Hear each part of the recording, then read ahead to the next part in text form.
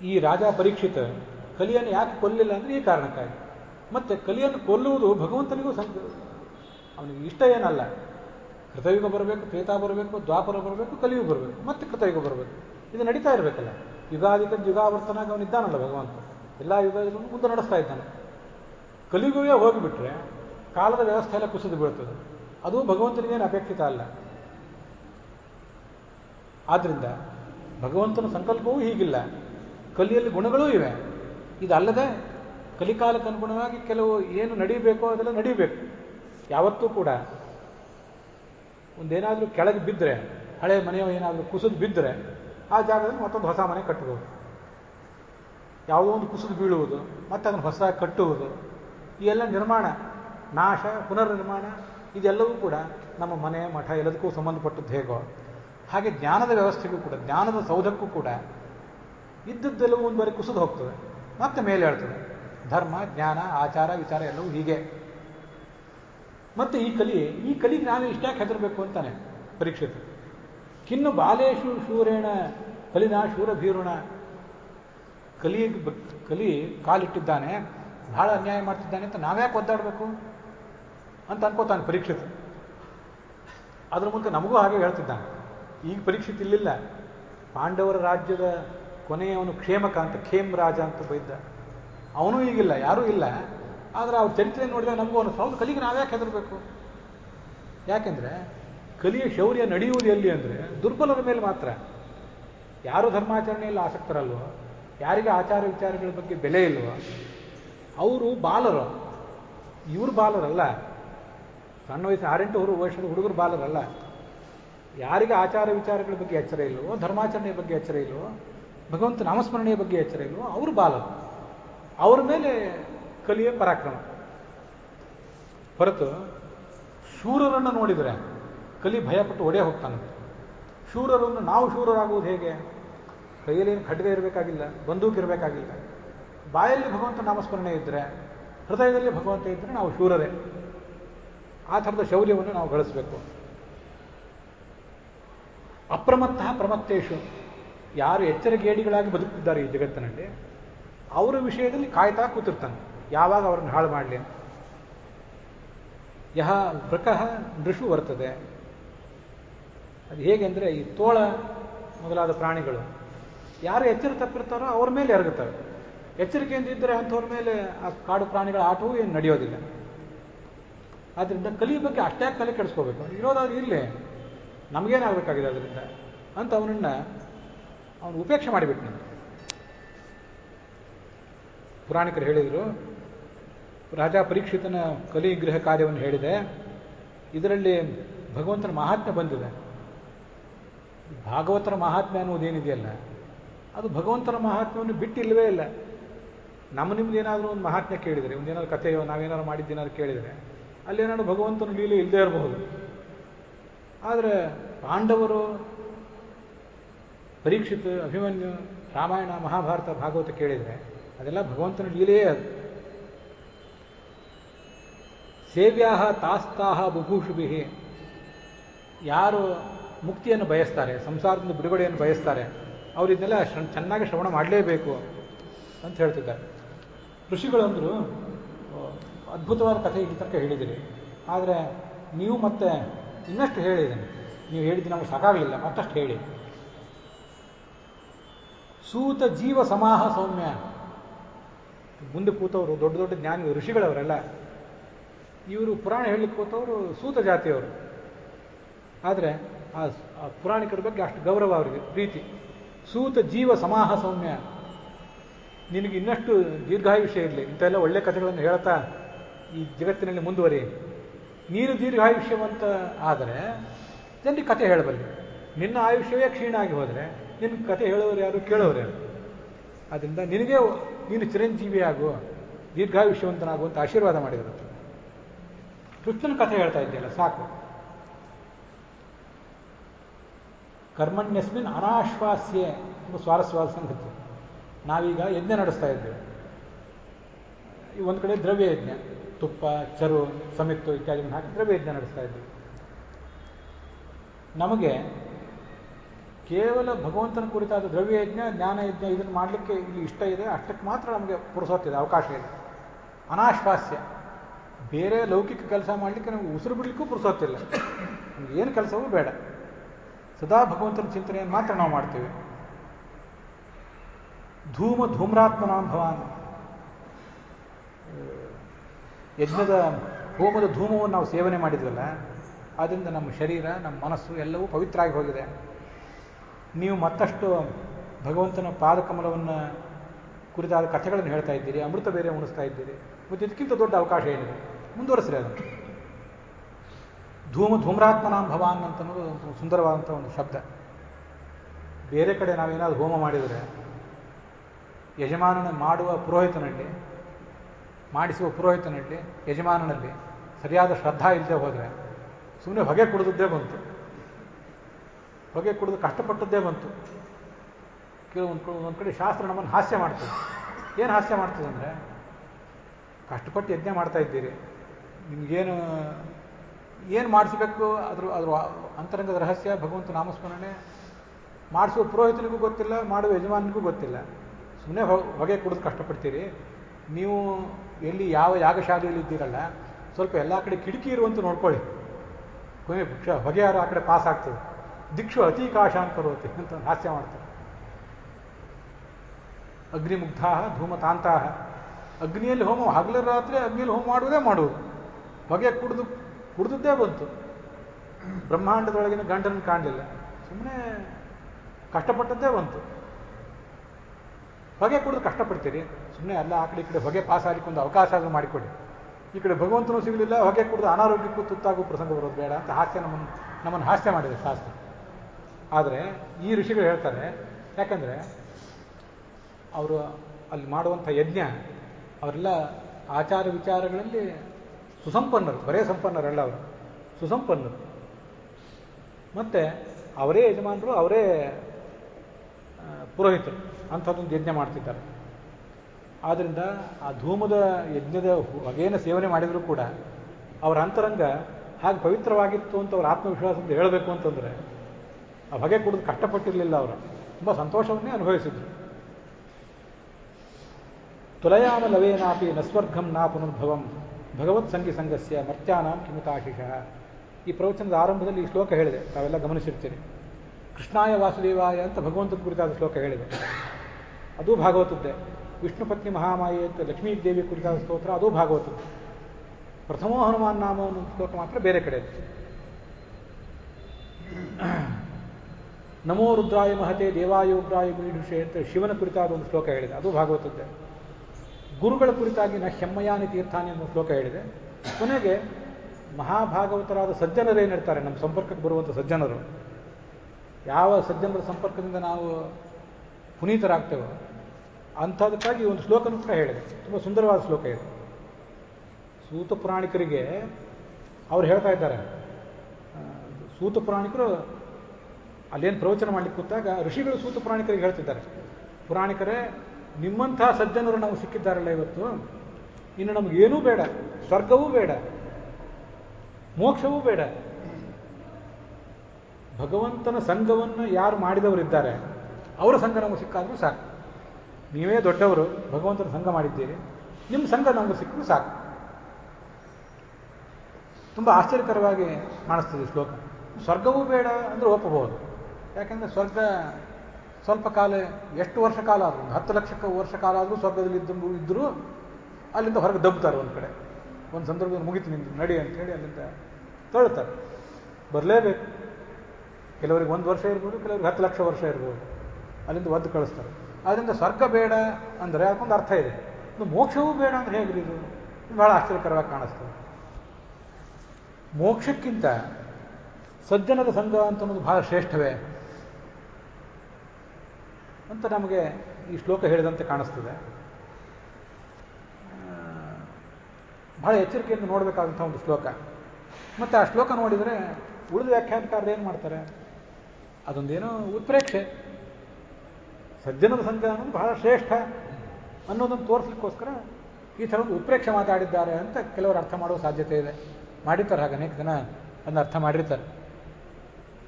ಆದರೆ ಆಚಾರ್ಯರು ಹೇಳ್ತಾರೆ ಹಾಗಲ್ಲ, ಅದಕ್ಕೊಂದು ವಿಶಿಷ್ಟವಾದ ಅರ್ಥ ಇದೆ.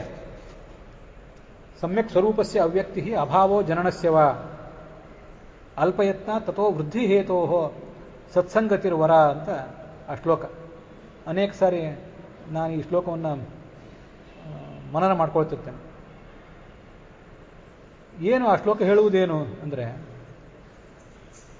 ಈ ಜಗತ್ತಿನಲ್ಲಿ ನಾವು ಸಾಧನೆ ಮಾಡ್ತಿದ್ದೀವಲ್ಲ, ಆ ಸಾಧನೆ ಮಾಡುವಾಗ ಬಹಳ ಅವಸರದಿಂದ ಸಾಧನೆ ಮಾಡಿ ಬೇಗ ಮುಕ್ತಿಗೆ ಹೋಗಿಬಿಡ್ತೀನಿ ಅಂತ ನಮಗೆಲ್ಲ ಅನಿಸ್ತಿರ್ತದೆ. ಹಾಗೆ ಮಾಡಬೇಕು, ಸಂಸಾರ ಸಾಕ್ರಿ, ದಾಟಿ ಹೋದ್ರೆ ಸಾಕಿಲ್ಲಿಂದ ಅಂತ ಅನಿಸ್ತಿರ್ತದೆ. ಅದು ವಿಷಯ ಸರಿ. ಸಂಸಾರದಲ್ಲಿ ನಾನಾ ಥರದ ಸುಖ ದುಃಖ ಉಂಡು ಬೇಸತ್ತಿದ್ದೇವೆ, ಇನ್ನು ನಾವು ಮುಕ್ತಿಗೆ ಹೋದರೆ ಸಾಕು ಅಂದ್ಕೊಂಡಿದ್ದೆಲ್ಲವೂ ಸರಿಯೇ. ಆದರೆ ಶಾಸ್ತ್ರ ಹೇಳ್ತದೆ ಬಹಳ ಅವಸರದಿಂದ ಮೋಕ್ಷಕ್ಕೆ ಹೋಗುವ ಪ್ರಯತ್ನ ಮಾಡಬೇಡಿ ಅಂತ ಹೇಳ್ತದೆ. ಹಾಗಾದ್ರೆ ಏನು ಮಾಡಬೇಕು? ನಮ್ಮ ಆಚಾರ ವಿಚಾರ ಇದನ್ನು ಸ್ವಲ್ಪ ಕಡಿಮೆ ಮಾಡೋಣ. ಹೇಗೋ ನಮಗೊಂದು ಒಳ್ಳೆ ಅವಕಾಶ ಕೊಟ್ಟಾಗೆ. ಮೋಕ್ಷಕ್ಕೆ ಹೋಗ್ಲಿಕ್ಕೆ ಭಾಳ ಅವಸರ ಮಾಡಬೇಡ್ರಿ ಅಂದರೆ ಸ್ವಲ್ಪ ನಮ್ಮ ದೈನಂದಿನ ಆಚಾರ ವಿಚಾರ, ಮಡಿ ಮೈಲಿಗೆ, ಶ್ರವಣ ಮನನ ಧ್ಯಾನ ಎಲ್ಲ ಸ್ವಲ್ಪ ಕಡಿಮೆ ಮಾಡೋಣ, ತಾನೇ ಮೋಕ್ಷ ಲೇಟ್ ಆಗ್ತದೆ. ಹಾಗಲ್ಲ, ಟೈಮ್ ವೇಸ್ಟ್ ಮಾಡಿರಿ, ಇದ್ದ ಆಚಾರ ವಿಚಾರ ಕಡಿಮೆ ಮಾಡಿರಿ ಅಂತ ಅರ್ಥ ಅಲ್ಲ. ಅದನ್ನೆಲ್ಲ ಮಾಡಿರಿ. ಇಲ್ಲಿ ಒಂದು ಸಂಗತಿ ಇದೆ, ನಾನು ಆಗಲೇ ಹೇಳಿದೆ, ಈ ಅನಾದಿ ಯೋಗ್ಯತಾ ಭೇದ ಪುಂಸಾಂ ದರ್ಶನ ಸಾಧನ ನಾನೈವ ಅಂತ. ಪ್ರತಿಯೊಂದು ಜೀವದ ಯೋಗ್ಯತೆಯು ಅಂತನ್ನೋದು ಬೇರೆ ಬೇರೆಯೇ ಆಗಿದೆ. ಆದ್ದರಿಂದ ಅವರು ಹಿಡಿಯಬೇಕಾದ ಮಾರ್ಗವೂ ಬೇರೆ ಆಗಿದೆ. ಕೆಲವರಿಗೆ ಅಲ್ಪ ಪ್ರಯತ್ನದಿಂದ ಮೋಕ್ಷ ಏನಾದರೂ ಸಿಗಬಹುದು, ಕೆಲವರಿಗೆ ಅಲ್ಪ ಪ್ರಯತ್ನ ಪಟ್ಟಾಗ ಮೋಕ್ಷ ಸಿಗಬಹುದು. ಆದರೆ ಅದರಿಂದ ಏನಾಗ್ತದೆ, ಅಂಥ ಮೋಕ್ಷದಲ್ಲಿ ಏನಾಗ್ತದೆ? ಬೇಸಿಕ್ ಆನಂದ. ನಾವು ಬೇಸಿಕ್ ಆನಂದ, ಬೇಸಿಕ್ ಅಂತ ಶಬ್ದ ಯಾಕೆ ಪ್ರಯೋಗ ಮಾಡಿದೆ ಅಂದರೆ, ನಾವು ಈ ಜಗತ್ತಿನಲ್ಲಿ ಹುಟ್ಟಿ ಬಂದ ಮೇಲೆ ಒಂದು ಜೀವನೋಪಾಯಕ್ಕಾಗಿ ನಾವು ಉದ್ಯೋಗ ಮಾಡ್ತೀವಲ್ಲ, ಹಾಗೂ ಉದ್ಯೋಗ ಮಾಡಲಿಕ್ಕಾಗಿ ನಾವು ಬೇಸಿಕ್ ವಿದ್ಯಾರ್ಹತೆ ಗಳಿಸಿದ್ರೆ ಏನಾಗ್ತದೆ? SSLC ಮಾಡಿ ಒಂದು ಯಾವುದಾದ್ರು ಜಾಬ್ ಹಿಡಿದ್ರೆ ನಮಗೆ ಸಿಗುವ ಸಂಬಳ ಸವಲತ್ತು ಎಷ್ಟು? ಬೇಸಿಕ್. ಇನ್ನೂ ಹೆಚ್ಚಿಂದು ಓದಿ ಅದರಂತೆ ನಾವು ಒಂದು ಯಾವುದನ್ನಾದರೂ ಪಾಸ್ ಮಾಡಿದರೆ ಅಲ್ಲಿ ಸಿಗುವ ಸಂಬಳ ಸವಲತ್ತು ಹೆಚ್ಚಿಂದು. ತೀರಾ ಅಲ್ಪ ಪ್ರಯತ್ನದಿಂದ ನಾವು ಉದ್ಯೋಗಕ್ಕೆ ಹೋಗುವ ಅವಸರ ಮಾಡಿಬಿಟ್ರೆ, ಜೀವನದಲ್ಲಿ ಬೇಗ ಸೆಟ್ಲ್ ಆಗಬೇಕು ಅಂತ ಅವಸರ ಮಾಡಿದರೆ ಅದನ್ನು ಸಿಗುವ ಸಂಬಳನೂ ಕಡಿಮೆ, ನಾಳೆ ಪೆನ್ಷನ್ನೂ ಕಡಿಮೆ. ಹೌದಾ? ಹಾಗೆ ಅಲ್ಪ ಪ್ರಯತ್ನದಿಂದ ಮುಕ್ತಿಗೆ ಹೋಗಿಬಿಡ್ತೀವಿ ಅಂತ ಏನಾದರೂ ಅವಸರ ಮಾಡಿದರೆ, ಕೆಲವರು ಮಾಡ್ತಾರೆ, ಅವ್ರನ್ನ ತಡಲಿಕ್ಕೂ ಬರೋದಿಲ್ಲ, ಮಾಡಲಿ ಅವರು. ಆದರೆ ಹಾಗೆ ಮಾಡಬೇಡಿ. ಏನು ಅದರಿಂದ ಆಗ್ತದೆ ಅಂದರೆ, ಮುಕ್ತಿ ಸಿಗ್ತದೆ. ಆ ಮುಕ್ತಿಯಲ್ಲಿ ಬಹಳ ಆನಂದ ಇರೋದಿಲ್ಲ. ಪೂರ್ತಿ ಸಮ್ಯಕ್ ನಮ್ಮ ಒಳಗಿನ ಹೂವು, ವ್ಯಕ್ತಿತ್ವದ ಹೂವಿದೆಯಲ್ಲ, ಅದು ಪೂರ್ಣ ಅರಳೋದಿಲ್ಲ. ಅವಸರ ಮಾಡಿದಂತಾಯ್ತು. ನಾವು ಅಡಿಗೆ ಮಾಡಲಿಕ್ಕೆ ಇಟ್ಟಿದ್ದೀವಿ, ಒಂದು ಚಪಾತಿಯೋ ಮತ್ತೊಂದೇನೋ, ಅದು ಪೂರ್ಣ ಅಡಿಗೆ ಆಗುವುದಕ್ಕಿಂತ ಮುಂಚೆ, ಪಕ್ವ ಆಗುವುದಕ್ಕಿಂತ ಮುಂಚೆ ಅದನ್ನು ತಿಂದ ಗತಿ ಏನಾಗ್ತದೆ? ಹೊಟ್ಟೆ ತುಂಬಿತ್ತು, ಅದಕ್ಕೆ ಬರಬೇಕಾದ ರುಚಿ ಇತ್ಯಾದಿ ಬಂದಿರೋದಿಲ್ವಲ್ಲ. ಕೆಲವು ಬಾರಿ ಅದು ಬೆಂದಿಲ್ಲದೆ ಇದ್ದರೆ ಹೊಟ್ಟೆ ಕೆಡುವ ಸಾಧ್ಯತೆಯೂ ಇದೆ. ಹೌದಲ್ಲ? ಹಾಗೆ ಅಂಥ ಮೋಕ್ಷಕ್ಕೆ ಬೇಸಿಕ್ ಮುಕ್ತಿಯಿಂದ ಮುಕ್ತಿಗೆ ಹೋಗ್ತೀರಿ, ಇನ್ನೊಂದ್ಸರಿ ಸಂಸಾರಕ್ಕೆ ಮರಳಿ ಬರೋದಿಲ್ಲ. ಆದರೆ ಪೂರ್ಣ ಆನಂದ, ಪೂರ್ಣ ಸುಖ ಅದು ಸಿಗೋದಿಲ್ಲ. ಅಂಥ ಮೋಕ್ಷ ತಗೊಂಡು ಏನು ಮಾಡಬೇಕಾಗಿದೆ? ಆ ಮೋಕ್ಷ ಬೇಡ, ನಮಗೆ ಸಜ್ಜನರ ಸಂಘವೇ ಬೇಕು. ಅವಸರದ ಮೋಕ್ಷ ಬೇಡ, ಸಜ್ಜನರ ಸಂಘ ಬೇಕು. ಅದರಿಂದ ಏನಾಗ್ತದೆ ಸಜ್ಜನರ ಸಂಘ ಮಾಡಿದ್ರಿಂದ ಅಂದರೆ, ಸಜ್ಜನರ ಸಂಘ ಮಾಡುವುದು ಅಂದರೆ, ನಾವು ನೀವ್ಯಾರೋ ಸಜ್ಜನರು ನಮಗೆ ಸಿಕ್ಕ್ರಿ, ನಾವ್ಯಾರೋ ಸಜ್ಜನರು ನೀವು ಸಿಕ್ಕು ಅಂತ ತಿಳ್ಕೊಂಡು ಒಂದು ಕಡೆ ಸುಮ್ಮನೆ ಆರಾಮಾಗಿ ಕೂತು ಹರಟೆ ಹೊಡೆದು ಊಟ ಮಾಡಿ, ಮಠದಲ್ಲಿ ಊಟ ಮಾಡಿ ಹೋಗುವುದೇ ಸಜ್ಜನರ ಸಂಘ ಅಲ್ಲ. ಸಜ್ಜನರ ಸಂಘ ಅಂದರೆ ಶ್ರವಣ ಮನನ ಧ್ಯಾನ, ಅದೇ ಸಜ್ಜನರ ಸಂಘ. ಯಾರು ಹೇಳುವವರಿದ್ದಾಗ ಕೇಳಬೇಕು, ಯಾರೂ ಕೇಳುವವರಿಲ್ಲದೆ ಹೋದರೆ ನಮ್ಮಷ್ಟಕ್ಕೆ ನಾವು ಹೇಳ್ಕೋಬೇಕು. ಏನೂ ಇಲ್ಲದೆ ಹೋದರೆ ಪರಸ್ಪರ ಸಂಕೀರ್ತನವನ್ನಾದರೂ ಮಾಡಬೇಕು. ಅದು ಸಜ್ಜನರ ಸಂಘ. ಅಲ್ಪ ಪ್ರಯತ್ನದಿಂದ ಮೋಕ್ಷವನ್ನು ಗಳಿಸ್ತೀನಿ ಅನ್ನುವ ಮೋಕ್ಷಕ್ಕಿಂತ ಈ ಜಗತ್ತಿನಲ್ಲಿ ಇನ್ನೂ ಕೆಲವು ಕಾಲ ಇರ್ತೇನೆ, ಇದ್ದು ಸಜ್ಜನರ ಸಂಘ ಮಾಡ್ತೇನೆ, ಆದ್ದರಿಂದ ನನಗೆ ಹೆಚ್ಚಿನ ಜ್ಞಾನ, ಹೆಚ್ಚಿನ ಶ್ರವಣ ಮನನ ಧ್ಯಾನ ಎಲ್ಲವೂ ಆಗ್ತದೆ, ನನ್ನ ವ್ಯಕ್ತಿತ್ವದ ಹೂವು ಮತ್ತಷ್ಟು ಅರಳಲಿಕ್ಕೆ ಅನುಕೂಲ ಆಗ್ತದೆ ಅಂತಷ್ಟೆಲ್ಲ ಮಾಡಿ ಮುಕ್ತಿಗೆ ಹೋದರೆ ಸುಖ ಹೆಚ್ಚು. ಏನಾದರೂ ನಾವೆಲ್ಲ ಸುಖಕ್ಕಾಗೇ ಮಾಡೋದಲ್ಲ ಇದನ್ನೆಲ್ಲ. ಸಂಸಾರದಲ್ಲಿ ಸುಖ ಇಲ್ಲ, ಸುಖದ ಜೊತೆಗೆ ದುಃಖ ಇದೆ ಅಂತ ನಮ್ಗೆ ಗೊತ್ತಿದೆ. ನಾಳೆ ಮುಕ್ತಿಗಾದರೂ ನಾವು ಹೋಗಲಿಕ್ಕೆ ಹಂಬಲಿಸುವುದು ಯಾಕೆ? ಶಾಶ್ವತ ಸುಖ ಸಿಗ್ತದೆ ಅಂತಕ್ಕಲ್ಲ, ಅದರಲ್ಲಿ ಕಡಿಮೆ ಸುಖ ಸಿಗಲಿಕ್ಕಾಗಿ ನಾವ್ಯಾಕೆ ಕಾಂಪ್ರಮೈಸ್ ಮಾಡ್ಕೋಬೇಕು? ಹೆಚ್ಚಿನ ಸುಖ ಸಿಗಲಿಕ್ಕಾಗಿ ಹಂಬಲಿಸೋಣ, ಅದಕ್ಕಾಗಿ ಹೆಚ್ಚಿನ ಪ್ರಯತ್ನವನ್ನೇ ಮಾಡೋಣ, ಅದೇನು ಇಲ್ಲಿದ್ದು ಮಾಡೋಣ ಅಂತ ಅರ್ಥ. ಮೋಕ್ಷಕ್ಕಿಂತ ಈ ಜಗತ್ತು ದೊಡ್ಡದು ಅಂತ ಅರ್ಥ ಅಲ್ಲ. ಮೋಕ್ಷವೇ, ಮುಕ್ತಲೋಕವೇ, ಅದರ ಶ್ರೇಷ್ಠತೆ ಬೇರೆಯೇ. ಮುಕ್ತಿ ಅವಸ್ಥೆ ಅನ್ನೋದು ಸಂಸಾರಾವಸ್ಥೆಗಿಂತ ಬಹಳ ದೊಡ್ಡದೇ, ಅದರ ಬಗ್ಗೆ ಏನು ಸಂಶಯ ಇಲ್ಲ. ಅಲ್ಪ ಪ್ರಯತ್ನದಿಂದ ಕೆಲವರಿಗೆ ಮೋಕ್ಷ ಸಿಗಬಹುದು, ಅಂಥ ಮೋಕ್ಷ ಸುಮ್ಮನೆ ಜಸ್ಟ್ ಪಾಸ್ ಆದಂತೆ, ನಾಳೆ ಪುನರ್ಜನ್ಮ ಇಲ್ಲ, ಮತ್ತೊಂದು ಸಲ ಸಂಸಾರಕ್ಕೆ ಬರೋದಿಲ್ಲ, ಇಲ್ಲಿಂದ ದೇಹ ಭಗ್ನ ಆಯಿತು, ಮುಗೀತು, ಪೂರ್ಣ ಸುಖ ಸಿಗಲಿಲ್ಲ. ಅಂಥ ಮೋಕ್ಷ ಬೇಡ. ಅದಕ್ಕಿಂತ ಈ ಭಗವಂತನ ಆರಾಧನೆ ಯಾರು ಮಾಡ್ತಾರಲ್ಲ, ಮಹಾಪ್ರಯತ್ನ ಮಾಡ್ತಿರ್ತಾರೆ, ಅವರು ಅನೇಕ ಜನ ಇರ್ತಾರಲ್ಲ, ಕೆಲವರು ಜೀವನ್ಮುಕ್ತರು ಕೂಡ ಇರ್ತಾರೆ. ಇನ್ನು ಅವರಿಗೆಲ್ಲ ಸಾಧನೆ ಮುಗಿದಿದೆ, ಇನ್ನೇನು ಮುಕ್ತಿಯನ್ನೇ ಕಾಣಬೇಕು ಅವರು, ಅದು ಕೆಲವು ಕಾಲ ವಿಳಂಬ ಇದೆ, ಅದಕ್ಕೆ ಜೀವನ್ಮುಕ್ತಿ ಅವಸ್ಥಾ ಅಂತ ಕರೀತಾರೆ. ಅಂಥವರಿಗೆ ಸಂಸಾರದಲ್ಲಿ ಸುಖ ಸಿಗುವುದೇ ದೊಡ್ಡದು, ಚೆನ್ನಾಗಿರ್ತದೆ ಅವರಿಗೆ. ಮುಕ್ತಿಯಲ್ಲಿ ಸಿಗುವ ಅಲ್ಪ ಸುಖಕ್ಕಿಂತ ಸಜ್ಜನರ ಸಮಾಗಮದಲ್ಲಿದ್ದು ಏನು ದೊಡ್ಡ ಸುಖ ಸಿಗ್ತಿರ್ತದಲ್ಲ, ಇದೇ ಸುಖವೇ ದೊಡ್ಡದು ಅನ್ನಿಸ್ತದೆ. ಯಾಕೆಂದರೆ ಈ ಸುಖ ಅನ್ನೋದು, ಸಜ್ಜನರ ಸಮಾಗಮದಿಂದ ಸಿಗುವ ಸುಖ ಅನ್ನೋದು ಅಲ್ಪ ಪ್ರಯತ್ನದಿಂದ ಸಿಗುವ ಮೋಕ್ಷ ಸುಖಕ್ಕಿಂತ ದೊಡ್ಡದಾಗಿರ್ತದೆ. ಯಾಕೆಂದರೆ ನಾಳೆ ಇದರಿಂದ ಮುಕ್ತಿಯಲ್ಲಿ ದೊಡ್ಡ ಸುಖ ಇದೆ, ಅದಕ್ಕಾಗಿ ಈ ಥರ ಹೇಳ್ತಾರೆ. ಇದಕ್ಕೆಲ್ಲ ಮೋಕ್ಷ ನಮಗೆ ಹೇಗೆ ಸಿಗ್ತದೆ ಅಂದರೆ, ಆ ಭಗವಂತನ ಭಕ್ತರಾದ ಸಜ್ಜನರ ಸಂಘವೇ ಕಾರಣ. ಆದ್ದರಿಂದ ಸಜ್ಜನರ ಸಂಘದಿಂದ ದೊರೆಯುವಂಥ ಸುಖಕ್ಕೆ ಹೋಲಿಸಿದರೆ ಒಂದು ಬೇಸಿಕ್ ಮುಕ್ತಿ, ಬೇಸಿಕ್ ಆನಂದ ಏನಿದೆಯಲ್ಲ, ಅದು ಬಹಳ ನಗಣ್ಯ ಆಗ್ತದೆ. ಅದನ್ನು ಈ ಶಾಸ್ತ್ರ ಹೇಳಿದೆ, ಅದಕ್ಕಾಗಿ ಶಾಸ್ತ್ರ ನಮ್ಮನ್ನು ಎಚ್ಚರಿಸಿದೆ.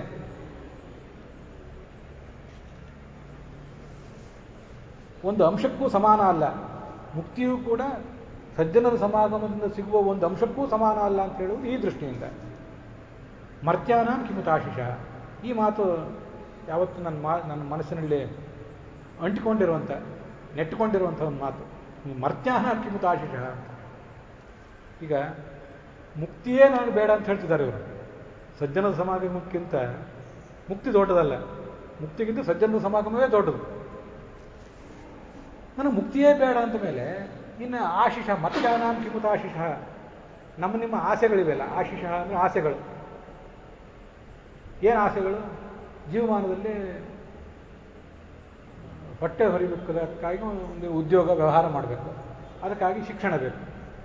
ಶಿಕ್ಷಣ ಆದಮೇಲೆ ಉದ್ಯೋಗ ವ್ಯಾಪಾರಗಳ ಪ್ರಾರಂಭ, ಜೀವನದಲ್ಲಿ ಸೆಟ್ಲ್ ಆಗಿ ಹೋಗಿ ತಂದ್ಕೋತೀವಿ. ಸೆಟ್ಲ್ ಆದ ಕೂಡಲೇ ದಾಂಪತ್ಯ ಜೀವನ ಪ್ರಾರಂಭ ಕಾಣ್ತದೆ. ಹೀಗೆ ಇವೆಲ್ಲ ನಮ್ಮ ಆಸೆಗಳು. ಇದಾದ ಮೇಲೆ ನಮ್ಮದಾದಂಥ ಒಂದು ಗೂಡು, ಒಂದು ಮನೆ, ಇದೊಂದು ಆಸೆ. ಮಕ್ಕಳು ಅಂತ ಆಸೆ. ಮಕ್ಕಳಾದ ಕೂಡಲೇ ಮೊಮ್ಮಕ್ಕಳನ್ನು ಕಾಣಬೇಕು ಅಂತ ಆಸೆ. ಮೊಮ್ಮಕ್ಕಳು ಅವರ ಉಪನಯನ, ಮದುವೆ ಇತ್ಯಾದಿಗಳು ನೋಡಬೇಕು, ಸಾಧ್ಯ ಆದರೆ ಮರಿಮಕ್ಕಳನ್ನು ನೋಡಬೇಕು ಅಂತ ಆಸೆ. ಯಾವುದೇ ರೋಗ ಬರಬಾರ್ದು, ಸುಖವಾಗಿರಬೇಕು ಅಂತ ಆಸೆ. ಇವೆಲ್ಲ ನಮ್ಮ ಆಸೆಗಳು, ಜನಸಾಮಾನ್ಯರ ಆಸೆಗಳು. ಸ್ವಲ್ಪ ದೊಡ್ಡವರು ಅಂತಿರ್ತಾರೆ, ದೊಡ್ಡವರು ಅಂತ ಕರ್ಸ್ಕೊಂಡಿರ್ತಾರೆ, ದೊಡ್ಡವರು ಆಗಿರ್ತಾರೆ ಅಂತಿಲ್ಲ, ದೊಡ್ಡವರು ಅಂತ ಕರ್ಸ್ಕೊಂಡಿರ್ತಾರೆ. ಅವರ ಆಸೆಗಳೇನು ಅಂದರೆ ಅಧಿಕಾರದ ಉತ್ತುಂಗಕ್ಕೆ ಏರಬೇಕು ಅಂತ, ಸ್ಥಾನ ಮಾನ ಧನ ಅದೆಲ್ಲ ಬಹಳ ಬೇಕು ಅವರಿಗೆ. ಅಂಥವ್ರು ಕೆಲವರು ಇರ್ತಾರೆ. ಇವೆಲ್ಲ ಮರ್ತ್ಯರ, ಸತ್ತು ಹೋಗುವ ಮನುಷ್ಯರ ಆಸೆಗಳು ಅಂತ. ಬರೇ ಮನುಷ್ಯರ ಆಸೆ ಅಂತ ಹೇಳಲಿಲ್ಲ ಅದು. ಮನುಷ್ಯ ಅಂತಂದರೆ, ಮನುಷ್ಯ ಅಂದರೆ ಏನರ್ಥ? ಮನುವಿನಿಂದ ಬಂದವನು, ಅಷ್ಟೇ ಮನುಷ್ಯ. ಮರ್ತ್ಯ ಅಂದರೆ ಸಾಯುವ ವ್ಯಕ್ತಿ ಅಂತ ಅರ್ಥ. ಒಂದಲ್ಲ ಒಂದಿದ್ದು ಸತ್ತು ಹೋಗಬೇಕಾದ ಮನುಷ್ಯ ಇಷ್ಟೆಲ್ಲ ಆಸೆಗಳನ್ನ ಇಟ್ಕೊಂಡು ಬದುಕ್ತಾನಲ್ಲ, ಅಂಥ ಆಸೆಗಳನ್ನ ತಗೊಂಡು ನಾನೇನು ಮಾಡಬೇಕಾಗಿದೆ? ಯಾರಾದರೂ ನನ್ನ ಆ ಬಯಕೆಗಳನ್ನು ಈಡೇರಿಸ್ತಾರೆ ಅಂತಾದರೂ ಕೂಡ ಅಂಥ ಬಯಕೆಗಳಿಂದ ಈಡೇರಿದಿಂದ ಏನು ಉಪಯೋಗ? ಸತ್ತು ಹೋಗುವ ಮನುಷ್ಯನ ಸತ್ತು ಹೋಗುವ ಆಸೆಗಳು, ನಾನು ಹೀಗೆ ಅರ್ಥ ಮಾಡಿಕೊಂಡು ಎಲ್ಲ ನಮ್ಮ ಆಶೋತ್ತರಗಳು ಏನೇನು ಜೀವನದಲ್ಲಿ ಮಾಡಬೇಕು ಅಂತ ಅಂದ್ಕೊಂಡಿದ್ವಿ ಎಲ್ಲನೂ ಕೂಡ ಒಂದಲ್ಲ ಒಂದು ದಿವಸ ಮಣ್ಣಲ್ಲಿ ಮಣ್ಣಾಗಿ, ಬೆಂಕಿಯಲ್ಲಿ ಬೆಂಕಿಯಾಗಿ ಹೊರಟೋಗ್ಬೇಕಲ್ಲ. ಸತ್ತು ಹೋಗುವ ಮನುಷ್ಯನ ಆಸೆಗಳು ಕಟ್ಕೊಂಡು ಏನಾಗಬೇಕಾಗಿದೆ? ಮೋಕ್ಷವೇ ನನಗೆ ಬೇಡ ಅಂದಮೇಲೆ, ಸಜ್ಜನರ ಸಮಾಗಮಕ್ಕೆ ಕಂಪೇರ್ ಮಾಡಿದರೆ ಮೋಕ್ಷವೇ ಬೇಡ ಅಂದಮೇಲೆ ಇದು ಯಾವುದೋ ಕ್ಷುಲ್ಲಕವಾದ ಆಸೆ, ಅಧಿಕಾರ, ಉನ್ನತ ಸ್ಥಾನಮಾನ, ಜನ ನನಗೆ ಗೌರವ ಕೊಡುವುದೇನು, ನಾನು ಮೆರೆಯುವುದೇನು, ಇದರಿಂದ ಆಗಬೇಕಾದ್ದೇನಿದೆ? ಸುಂದರವಾದಂಥ ಶಬ್ದ. ಅದಕ್ಕೆ ನನಗೆ ಒಂದು ಮಾತು ಆಂಗ್ಲ ಭಾಷೆಯಲ್ಲಿ ಯಾವಾಗಲೂ ನೆನಪಿಗೆ ಬರ್ತಿತ್ತು. ಮೋಕ್ಷಕ್ಕಾಗಿ ಅವಸರ ಬೇಡ, ಹೇಸನ್ ಸ್ಲೋಲಿ ಅಂತ ಇಂಗ್ಲೀಷ್ನಲ್ಲಿ ಹೇಗೆ ಹೇಳ್ತಿರ್ತಾರೆ. ಯಾವುದೇ ಕೆಲಸ ಮಾಡುವಾಗಲೂ ಕೂಡ ಮೋಕ್ಷಕ್ಕೆ ಮಾತ್ರ ಅಲ್ಲ, ನೀವು ನಿಮ್ಮ ಗುರಿ ಮುಟ್ಟುವಾಗ ಹೇಸನ್ ಸ್ಲೋಲಿ ಅಂತ ತುಂಬ ವಿರೋಧಾಭಾಸವಾಗಿ ಕಾಣಿಸ್ತದೆ. ಸ್ಲೋಲಿ ಅಂದರೆ ನಿಧಾನವಾಗಿ, ಹೇಸನ್ ಅಂದರೆ ಅವಸರ ಮಾಡೋದು. ನಿಧಾನವಾಗಿ ಅವಸರ ಮಾಡೋದು ಅಂದ್ರೆ ಏನ್ರಿ? ಅದಕ್ಕೇನಾದ್ರು ಅರ್ಥ ಇದೆಯಾ? ಅವಸರ ಮಾಡ್ರಿ ಅಂದ್ರೆ ಅವಸರ ಮಾಡಿರಿ, ನಿಧಾನ ಮಾಡಿ ಅಂದರೆ ನಿಧಾನ ಮಾಡಿ. ಹೇಸನ್ ಸ್ಲೋಲಿ ಅಂದ್ರೆ ಏನು ಅಂದರೆ ಹೇಸನ್ ಮೆಥಾಡಿಕಲಿ ಅಂತ ಅರ್ಥ. ಅವಸರ ಮಾಡಿ, ಪ್ರಯತ್ನ ಪಡಿ, ಪದ್ಧತಿಪೂರ್ವಕವಾಗಿ ಏನು ಮಾಡಬೇಕೋ ಹಾಗೆ ಮಾಡಿ ಅಂತ ಅರ್ಥ. ಈ ಯಾವುದೇ ಸ್ಟೆಪ್ಪನ್ನು ಕೂಡ ನೆಗ್ಲೆಕ್ಟ್ ಮಾಡಬೇಡಿ. ಜೀವಮಾನದಲ್ಲಿ ಮಾಡಬೇಕಾದ ಎಲ್ಲ ಸಾಧನೆಗಳನ್ನು ಮಾಡಿರಿ. ಶ್ರವಣ ಮಾಡಿರಿ, ಮನನ ಮಾಡಿರಿ, ಧ್ಯಾನ ಮಾಡಿರಿ, ಸಜ್ಜನರ ಸಮಾಗಮ ಮಾಡಿರಿ. ಆಚಾರ ವಿಚಾರ, ನಾವು ಅಳವಡಿಸ್ಕೊಳ್ಬೇಕಾದ ಆಚಾರ ವಿಚಾರ ಯಾವುದರಲ್ಲೂ ಕೂಡ ಯಾವುದನ್ನು ನಗಣ್ಯ ಮಾಡಬೇಡಿ, ನೆಗ್ಲೆಕ್ಟ್ ಮಾಡಬೇಡಿ. ಎಲ್ಲವನ್ನೂ ಮಾಡ್ತಾನೆ ಹೋಗಿ. ಸ್ಲೋಲಿ ಮಾಡುವುದು ಅಂದರೆ ಅದು ಮಾಡೋದು. ಮೋಕ್ಷಕ್ಕಾಗಿ ಅವಸರ ಬೇಡ, ಸಜ್ಜನರ ಸಮಾಗಮಕ್ಕಾಗಿ ಹಾತೊರೆಯೋಣ. ಆದ್ದರಿಂದ ಅದು ಸ್ಲೋಲಿ ಆಗ್ತದೆ. ಆ ಥರ ಸ್ಲೋಲಿ ಮೆಥಾಡಿಕಲಿ ನಾವು ಮುಂದುವರೆದ್ರೆ ಅದು ಅವಸರವಾಗಿ ಮಾಡಿದಂತೆಯೇ ಆಗ್ತದೆ. ಮೆಥಾಡಿಕಲಿ ಮಾಡದೆ ಹೋದರೆ ಅವಸರ ಮಾಡಿದ್ರೂ ಮಾಡದೇ ಇದ್ದಂತೆ, ಅದರಿಂದ ಏನೂ ಉಪಯೋಗವಿಲ್ಲ. ಆ ಮಾತು ನನಗೆ ಯಾವತ್ತೂ ಕೂಡ ನೆನಪಿಗೆ ಬರ್ತಿರ್ತದೆ. ಹೀಗೆ ಮನುಷ್ಯನ ಅಂಥ ಬಯಕೆಗಳಿಂದ ಆಗಬೇಕಾದ್ದೇನಿದೆ? ಇಷ್ಟೆಲ್ಲ ಕಥೆ ನೀವು ಹೇಳಿದ್ರಲ್ಲ, ಇದೆಲ್ಲ ಕಥೆ ಹೇಳಿದ್ರು ನಮಗೇನಾದ್ರು ತೃಪ್ತಿ ಆಯ್ತಾ? ಇನ್ನೂ ತೃಪ್ತಿ ಆಗಿಲ್ಲ. ಎಂತೆಂಥ ದೊಡ್ಡ ದೊಡ್ಡ ದೇವತೆಗಳು ಕೂಡ ಮಹತ್ತಮೈಕಾಂತ ಪರಾಯಣಸ್ಯ ಭವ ಪಾದ್ಮಮುಖ್ಯಾ, ಶಿವ ಬ್ರಹ್ಮರಂಥ ಮೊದಲಾದ ದೊಡ್ಡ ದೊಡ್ಡ ದೇವತೆಗಳು ಕೂಡ ಆ ಭಗವಂತನ ಗುಣಗಳನ್ನು ನಾಂತಂ ಗುಣಾನಾಂ ಅಗುಣಸ್ಯ ಜಗ್ಮುಹು, ಇವನು ಅಗುಣ, ಈ ಭಗವಂತ ನಿರ್ಗುಣ. ಹೇಗೆ ಅಂದರೆ ಪ್ರಾಕೃತ ಗುಣಗಳಿಲ್ಲ, ಆದ್ದರಿಂದ ನಿರ್ಗುಣ. ಆದರೆ ಅನಂತ ಕಲ್ಯಾಣ ಗುಣವುಳ್ಳವನಾದ್ದರಿಂದ ಗುಣಪರಿಪೂರ್ಣ. ಇಂಥ ಭಗವಂತನ ಗುಣಗಳನ್ನು, ಅವನ ಕಥೆಯನ್ನು ನಾವು ಎಷ್ಟು ಕೇಳಿದರೂ ನಮ್ಮಂಥವ್ರಿಗೆ ಸಮಾಧಾನ ಆಗುವುದು ಹೇಗೆ? ಅದನ್ನು ನೀವು ಕಥೆ ಹೇಳ್ತಾನೇ ಇರಿ, ನಿಮಗೆ ದೀರ್ಘಾಯುಷ್ಯ ಇರಲಿ, ನಮಗೂ ಒಂದಿಷ್ಟು ದೀರ್ಘಾಯುಷ್ಯ ಇರಲಿ. ಅದು ಹಿಂದೆ ಬಂದಿದೆ ಹಿಂದಿನ ಅಧ್ಯಾಯದಲ್ಲಿ. ಅದು ಹೇಗೆ ಅಂದರೆ, ಒಂದು ಯಜ್ಞ ನಡೆಯುವಾಗ ಹಿಂದೆ ಪ್ರಾಚೀನ ಕಾಲದಲ್ಲಿ ಪಶು ಬಲಿ ಕೊಡ್ತಿದ್ರು. ಪಶು ಮಾಂಸವನ್ನು ಅಲ್ಲಿ ಯಜ್ಞದಲ್ಲಿ ಉಪಯೋಗ ಮಾಡ್ತಿದ್ರು. ಆ ಪಶುವನ್ನು ಕೊಲ್ಲುವ ಒಂದು ಕಾರ್ಯಕ್ಕೆ ಕೊಲ್ಲುವ ವ್ಯಕ್ತಿಯನ್ನು ಶಮಿತ ಅಂತ ಕರೀತಾರೆ. ವಾಸ್ತವಿಕವಾಗಿ ಆ ಶಮಿತ ಯಾರೋ ವ್ಯಕ್ತಿ ಇರ್ತಾನೆ. ಯಜ್ಞದಲ್ಲಿ ಅನೇಕ ಜನ ಪುರೋಹಿತರು ಇರ್ತಾರೆ, ಅದರಲ್ಲಿ ಅವನೊಬ್ಬ ಇರ್ತಾನೆ. ಮೂಲಭೂತವಾಗಿ ಕೆಲಸಗಳನ್ನು ಮಾಡುವವನು ಯಾರು ಅಂದರೆ ನರಸಿಂಹನೇ. ಎಲ್ಲ ಯಜ್ಞಗಳಲ್ಲಿಯೂ ಕೂಡ ಹಿರಣ್ಯಕಶಿಪು ಎಂಬ ಮೃಗವನ್ನು, ಹಿರಣ್ಯಾಕ್ಷ ಎಂಬ ಮೃಗವನ್ನು ತರಿದು ಹಾಕಿದಂಥ ವರಾಹ ನರಸಿಂಹನಿದ್ದಾನೆ, ಅವನೇ ಶಾಮಿತ. ಏತದರ್ಥಂ ಹಿ ಭಗವಾನ್ ಆಹೂತಃ ಅಂತ ಹಿಂದಿನ ಅಧ್ಯಾಯದಲ್ಲಿ ಬಂದಿದೆ. ಹೇಳುವ ನಿಮಗೆ ದೀರ್ಘಾಯುಷ್ಯ ಇರಲಿ, ನಡುವೆ ಇದ್ದಕ್ಕಿದ್ದಂತೆ ಯಾರಿಗಾರು ಮರಣ ಆಗಿ ಸೂತಕ್ಕೆ ಬಂದುಬಿಟ್ರೆ ಗತಿಯನ್ನು. ಅದಕ್ಕೆ ಭಗವಂತ ನರಸಿಂಹದೇವರನ್ನು ಇಲ್ಲಿ ಕರೆದಿದ್ದೀವಿ. ಈ ಕಥೆಯ ನಡುವೆ ನಮಗೂ ನಿಮಗೂ ಯಾರಿಗೂ ಏನೂ ಆಗದೆ ನಿರಾತಂಕವಾಗಿ ಅಧ್ಯಯನ ಮುಂದುವರಿಯುವಂತಾಗಲಿ, ಈ ಶ್ರವಣ ಮುಂದುವರಿಯುವಂತಾಗಲಿ. ಏನು ವಿಚಾರ ಮಾಡಿ, ನೀವು ದೀರ್ಘಾಯುಷ್ಯರಾಗಿದ್ದರೆ ನಾವು ಕೇಳ್ತೇವೆ ಅಂತಿದ್ದಾರೆ. ನಿರ್ಮಲವಾದ ಭಗವಂತನ ಚರಿತ್ರೆಯನ್ನು ಮತ್ತಷ್ಟು ಕೇಳಬೇಕು ಅಂತ ಬಯಸಿದ್ದೇನೆ. ಅವನ ಆರಾಧನೆಯನ್ನು ಹೇಗೆ ಮಾಡಬೇಕು, ಅಂತಃಕರಣವನ್ನು ಹೇಗೆ ಶುದ್ಧ ಮಾಡ್ಕೋಬೇಕು ಅಂತ ಮಹಾಭಾಗವತ ಪುರಾಣವನ್ನು ನೀವು ನಮಗೆ ಹೇಳ್ರಿ. ಈ ಭಾಗವತವನ್ನು, ಇಂಥ ಒಂದು ಮಹತ್ವವನ್ನು ಕೇಳಿಯೇ ಪಾರೀಕ್ಷಿತಂ ಭಾಗವತಾಭಿರಾಮಂ, ಇದನ್ನೆಲ್ಲ ಕೇಳಿಯೇ ಅವನು ಭಗವಂತನ ಪಾದವನ್ನು ಸೇರಿದ್ನಲ್ಲ ಆ ಪರೀಕ್ಷಿತ. ಅದನ್ನೆಲ್ಲ ನೀವು ನೋಡಿದ್ದೀರಿ. ಪರೀಕ್ಷಿತನಿಗೆ ಶುಕಾಚಾರ್ಯರು ಭಾಗವತ ಹೇಳಿದಾಗ ನೀವು ಅದನ್ನು ಕೂತು ಕೇಳಿದವರಿದ್ದೀರಿ. ನೀವು ನಮಗೆ ಹೇಳಿರಿ, ನಾವು ಅದನ್ನು ಕೇಳ್ತೇವೆ. ಭೇಜೆ ಖಗೇಂದ್ರ ಧ್ವಜಪಾದ ಮೂಲಂ. ಖಗೇಂದ್ರ ಅಂತ ಗರುಡಧ್ವಜನಾದ ಭಗವಂತನ ಪಾದ ಮೂಲವನ್ನು ಸೇರಿದ್ನಲ್ಲ ಪರೀಕ್ಷಿತ. ಸ್ವಯಂ ಶುಕಾಚಾರ್ಯನ ಮೂಲಕ ಅದನ್ನು ಕೇಳಿದ್ನಲ್ಲ, ಅದನ್ನು ನೀವು ಕಿವಿಯಾರೆ ಕೇಳಿದವರು, ನೀವು ನಮ್ಗೆ ಹೇಳಿ, ನಾನು ಕೇಳ್ತೇನೆ. ಸೂತ ಪ್ರಾಣಿಕರಿಗೆ ಮನಸ್ಸು ತುಂಬಿ ಬಂತು. ಅಹೋ ವಯಂ ಜನ್ಮಭೃತಃ ಮಹಾತ್ಮನ್ ವೃದ್ಧಾನುವೃತ್ಯಾಪಿ ವಿಲೋಮಜಾತಃ. ನಾವು ಸೂತ ಕುಲದಲ್ಲಿ ಹುಟ್ಟಿದವರು, ಆದರೆ ನೀವು ಬ್ರಾಹ್ಮಣರಾದ ನೀವು ನಮ್ಮನ್ನು ಅಗೌರವದಿಂದ ಕಾಣಲಿಲ್ಲ, ನನಗೊಂದು ಬೆಲೆ ಕೊಟ್ಟರೆ ನನ್ನ ಜನ್ಮ ಧನ್ಯ ಆಯಿತು. ಇಷ್ಟು ಆಸಕ್ತಿಯಿಂದ ಕೇಳಿದ್ವಿ. ಮೊದಲನೇದಾಗಿ ಗೌರವ ಕೊಟ್ಟಿದ್ದೀರಿ, ಅಲ್ಲಿ ಎರಡು ಸಂಗತಿಗಳು. ನಮ್ದಾದ ಏನಾಗ್ತದೆ ಅಂದರೆ, ಜ್ಞಾನಿಗಳು ಬಂದರೆ ಅವ್ರಿಗೆ ಗೌರವ ಕೊಡ್ತೇವೆ, ನಾವು ಕಳಿಸಿಬಿಡ್ತೀವಿ.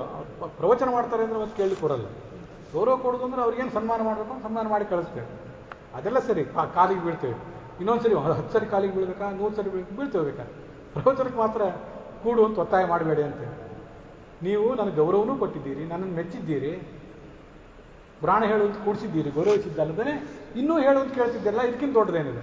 ಸಾಕು ನಿಮ್ಮ ಪುರಾಣನ ಎದ್ದು ಹೋಗಿ ಅಂತ ನೀವು ಅಂತಿಲ್ವಲ್ಲ, ಅದಕ್ಕಿಂತ ದೊಡ್ಡದೇನಿದೆ?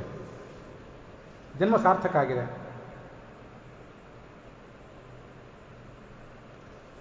ಈ ನೀವೆಲ್ಲ ಬಹಳ ದೊಡ್ಡವರು, ಜ್ಞಾನಿಗಳು. ನಿಮ್ಮ ಸೇವಾ ಮಾಡಿದ್ರಿಂದ, ನಿಮ್ಮ ಜೊತೆ ಇಷ್ಟು ಕಾಲ ಇದ್ದಿದ್ದರಿಂದ ನನಗೆ ದೌಷ್ಕುಲ್ಯಂ ಆಧಿಂ ವಿಧನೋತಿ ಶೀಘ್ರಂ. ಕೆಲವು ಸರಿ ನಾನು ಯಾವುದೋ ಕಡಿಮೆ ವರ್ಣದಲ್ಲಿ ಹುಟ್ಟಿದ್ದೇನೆ ಅಂತ ಒಂದೇನೋ ಇತ್ತು, ಸ್ವಲ್ಪ ಇನ್ಫೀರಿಯಾರಿಟಿ ಕಾಂಪ್ಲೆಕ್ಸ್ ಇತ್ತು. ಆದರೆ ನಿಮ್ಮಂಥ ಮಹಾತ್ಮರ ಸಂಘ ಮಾಡಿದ್ದರಿಂದ ನನಗದೆಲ್ಲ ಹೊರಟೋಗಿದೆ, ಕೊಚ್ಕೊಂಡು ಹೊರಟೋಗಿದೆ. ನಿಮ್ಮಂಥ ದೊಡ್ಡವರಿಗೂ ದೊಡ್ಡವನಾದ ಭಗವಂತನ ಕಥೆಯನ್ನೇ ಕೇಳಿಬಿಟ್ಟ ಮೇಲೆ, ಹೇಳಿಬಿಟ್ಟ ಮೇಲೆ ಇನ್ನೇನಾಗಬೇಕಾಗಿದೆ? ಅವನು ಅನಂತ ಭಗವಂತ. ಆದ್ದರಿಂದ ಅವನನ್ನು ಅನಂತ ಅಂತ ವರ್ಣನೆ ಮಾಡಿವೆ ಶಾಸ್ತ್ರಗಳು. ಅವನನ್ನು ಅನಂತ ಅನಂತ ಅಂತ ಶಾಸ್ತ್ರದಲ್ಲೇ ಹೇಳ್ತವೆ. ಅವನ್ಯಾಕೆ ಅನಂತ ಅಂದರೆ ಅನಂತಹ ದೇಶತಃ ಕಾಲತಶ್ಚ. ಆಚಾರ್ಯರು ಭಾಗವತ ತಾತ್ಪರ್ಯ. ಅನಂತ ಅಂತ ಸುಮ್ಮನೆ ಹೆಸರಲ್ಲ ಅವನಿಗೆ.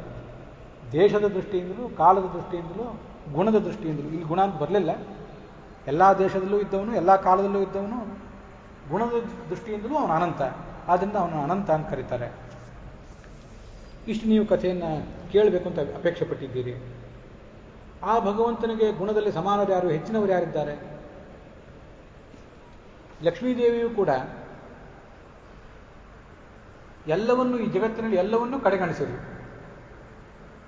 ಲಕ್ಷ್ಮೀದೇವಿ ಅನುಗ್ರಹಕ್ಕಾಗಿ ಉಳಿದವರೆಲ್ಲ ಹಾತೊರಿತಾ ಇರ್ತಾರೆ, ಬೇರೆ ದೇವತೆಗಳು ಮೊದಲಾದವರು. ಅಂಥವರೆಲ್ಲರನ್ನೂ ಅವಳು ಧೂಳು ತಳ್ಳಿದ್ರು. ಹಿತ್ವಾ ಇತರಾನ್ ಪ್ರಾರ್ಥಯತೋ ವಿಭೂತಿಂ ಯಸ್ಯಾಂಗ್ರಿರೇಣುಂ ಜುಷತೆ ಅನಭೀಪ್ಸೋಹೋ.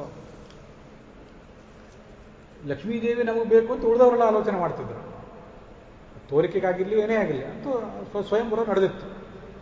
ಆದರೆ ಲಕ್ಷ್ಮೀದೇವಿ ಅವರೆಲ್ಲರನ್ನೂ ಕಡೆಗಣಿಸಿದ್ರು.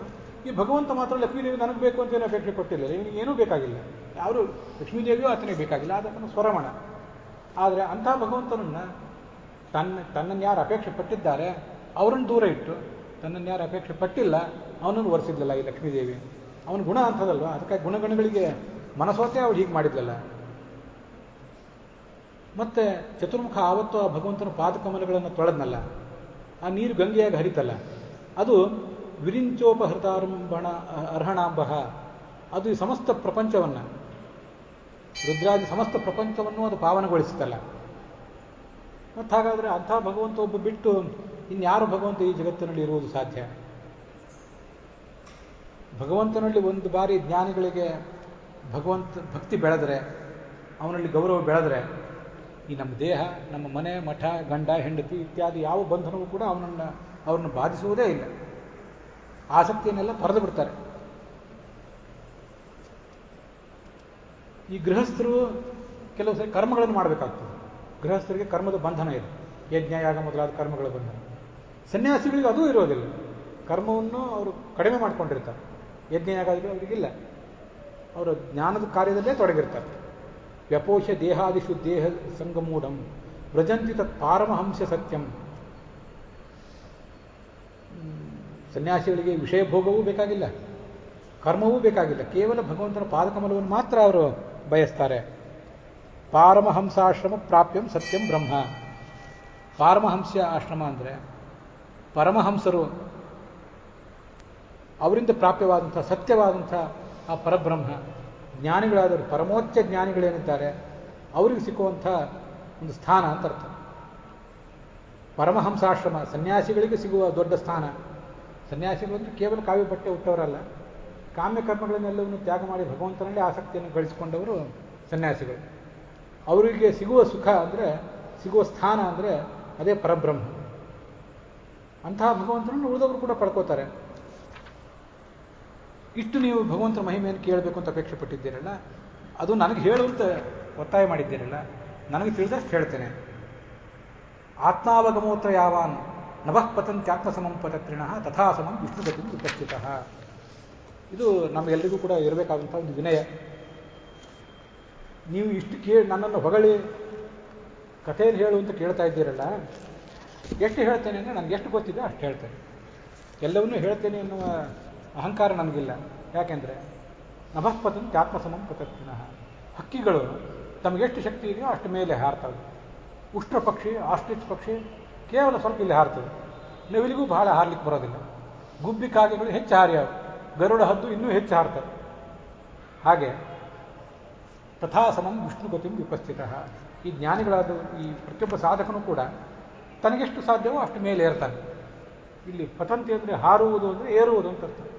ಪಕ್ಷಿ ಅಂತ ಹೇಳುವುದು ಆಕಸ್ಮಿಕವೇನಲ್ಲ, ಜೀವನೂ ಒಂದು ಪಕ್ಷಿಯೇ. ನಮಗದು ಗೊತ್ತಿದೆ. ಜಗವೆಂಬೋ ಗಿಡ ಹುಟ್ಟಿದೆ, ಅಲ್ಲಿ 2 ಹಕ್ಕಿಗಳಿವೆ ಗೊತ್ತಿದೆ. ಅದರಿಂದ ಜೀವನೇ ಒಂದು ಹಕ್ಕಿ. ನನಗೆಷ್ಟು, ನಾನೂ ಒಂದು ಹಕ್ಕಿ. ಸೂತ ಪುರಾಣಿಕರು ಹೇಳ್ತಿದ್ದಾರೆ, ನಾನೂ ಒಂದು ಹಕ್ಕಿ, ನನಗೆಷ್ಟು ಸಾಧ್ಯವೋ ಅಷ್ಟು ಮೇಲೆ ಇರ್ತೇನೆ, ಅಷ್ಟನ್ನು ನಿಮಗೆ ಹೇಳ್ತೇನೆ ಅಂತ ತನ್ನ ವಿನಯವನ್ನು ತೋರಿಸ್ಕೊಂಡಿದ್ದ. ಹೀಗೆ ತೋರಿಸ್ಕೊಂಡು ಅವನೇನು ಮುಂದೆ ಕಥೆಯನ್ನು ಹೇಳಲಿಕ್ಕೆ ತೊಡಗಿದ ಅನ್ನೋದನ್ನು ಮುಂದಿನ ಭಾಗದಲ್ಲಿ ನೋಡೋಣ. ಅಲ್ಲಿಗೆ ಈ ಭಾಗ ಸಮಾಪ್ತವಾಗಿದೆ. ಹುಸಿಯ ನಾಡಿ ಹೊಟ್ಟೆ ಹೊರೆವ ವಿಷಯದಲ್ಲಿ ರಸಿಕನಂದು ಹುಸಿಗೆ ಹಾಕಿದಿರುವ ಇನ್ನು ಋಷಿಕೇಶನೇ, ಈಶನಿಂದ ಚರಣ ಭಜನೆ ಆಸೆಯಿಂದ ಮಾಡುವೆ, ದೋಷ ರಾಶಿ ನಾಶ ಮಾಡು ಶ್ರೀಶಕೇಶವ. ಶ್ರೀಕೃಷ್ಣಾರ್ಪಣ ಮಸ್ತು.